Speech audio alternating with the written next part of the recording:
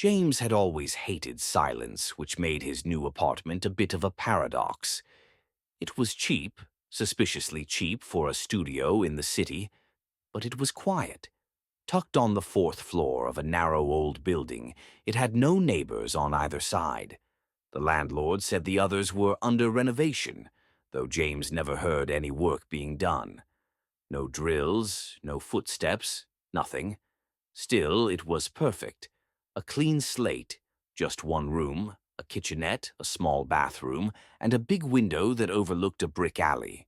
The kind of place where people lived when they wanted to disappear. And James was very much in that kind of phase. He set up his things quickly. A mattress on the floor, a folding table for meals, and a single standing lamp. Everything had its place. Or so he thought. By the third night, something felt wrong. He'd wake up feeling like the bed was closer to the wall than it was before. At first, he thought he was imagining it. The place was small. Everything felt close.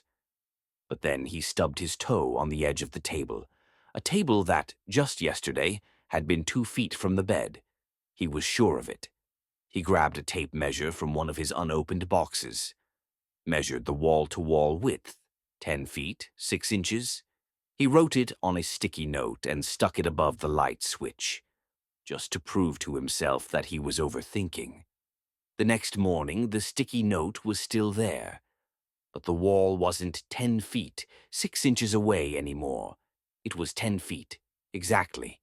He blinked at the number, measured again. 10 feet. He laughed, then nervously.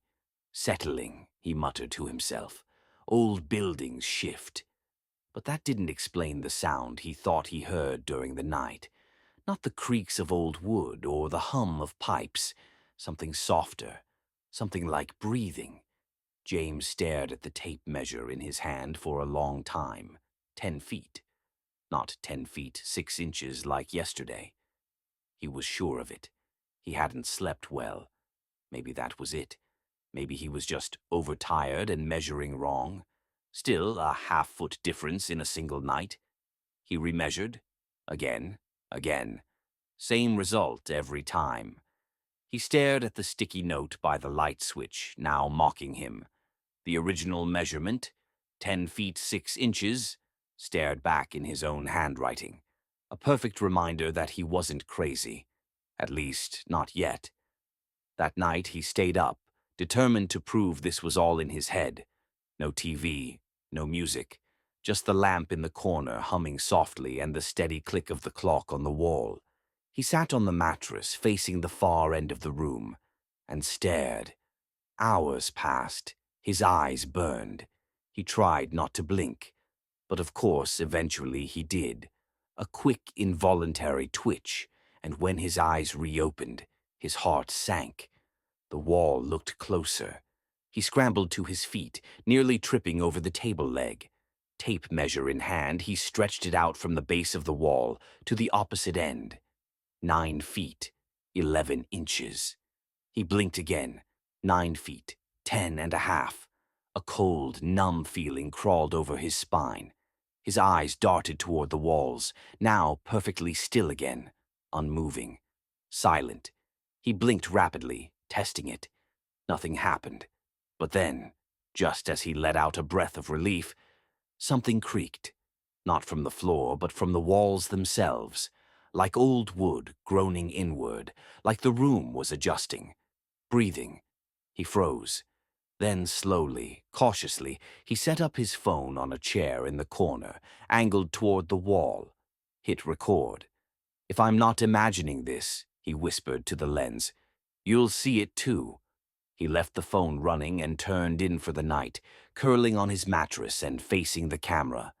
His eyelids were heavy, but his mind screamed to stay awake. Just before he drifted off, the room let out one long, drawn-in creak, like a slow inhale, and somewhere behind the walls, something exhaled. James woke up just before dawn, his throat dry and head pounding. He sat up quickly, eyes darting around the apartment. The table was definitely closer. No doubt this time. He scrambled toward the corner where he'd left his phone. The battery had just enough left to show a red blinking recording symbol. It had filmed all night. He pulled the footage into his laptop, heart pounding as he scrubbed through the timeline. Hours of nothing at first. Still walls, the occasional twitch as he shifted in his sleep, the hum of the lamp. But at exactly 3:03 a.m., the frame shifted. It was subtle, barely noticeable. The wall pulsed. James rewound it, slowed it down. Frame by frame, he watched as the left and right sides of the room subtly curved inward. Not much, maybe an inch, but it was enough. Enough to prove he wasn't insane. His reflection in the window stared back at him in the video. Sleeping. Helpless. Then the sound. At first it was a faint ticking, rhythmic, unnatural.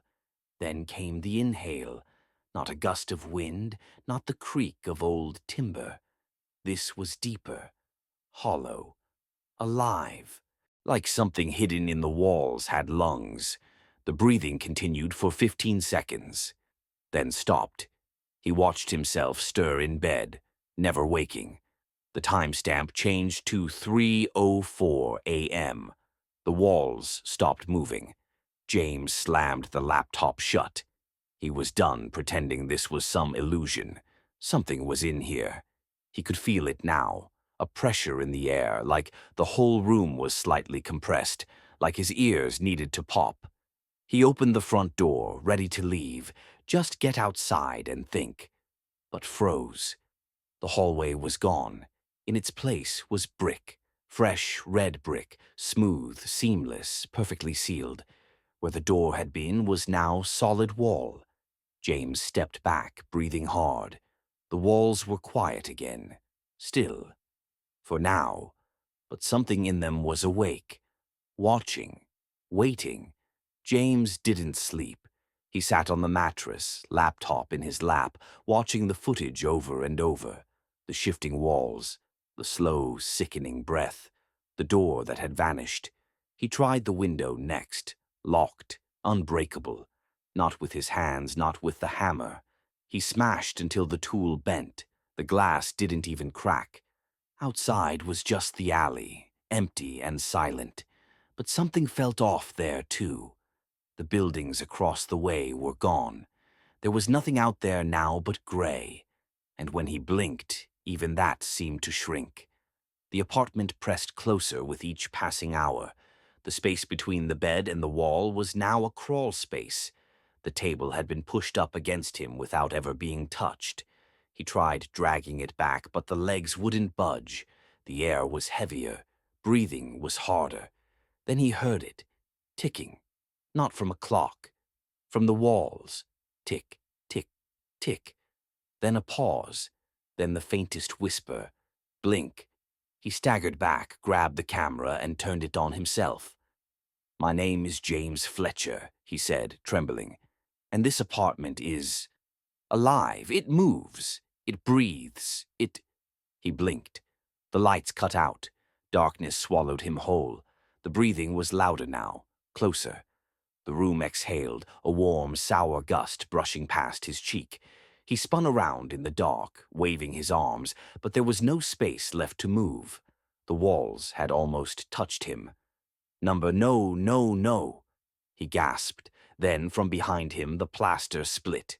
A seam opened in the wall. Not a door, not an exit, a mouth. Inside, nothing but pitch black. And the sound of a heartbeat.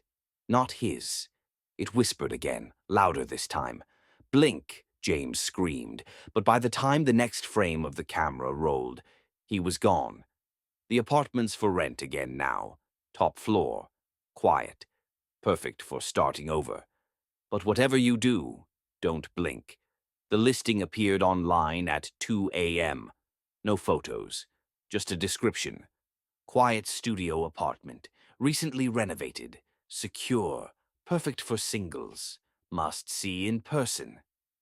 A woman named Kara clicked on it out of boredom. Her last lease had ended suddenly. She needed somewhere fast, and this one was dirt cheap. Suspiciously cheap. But the ad said it was available immediately, and that was enough. The landlord never showed up in person. He just left the keys under the mat. When she stepped inside, the first thing she noticed was the silence. No outside noise, no traffic, no neighbors. It was peaceful. Maybe a little too peaceful.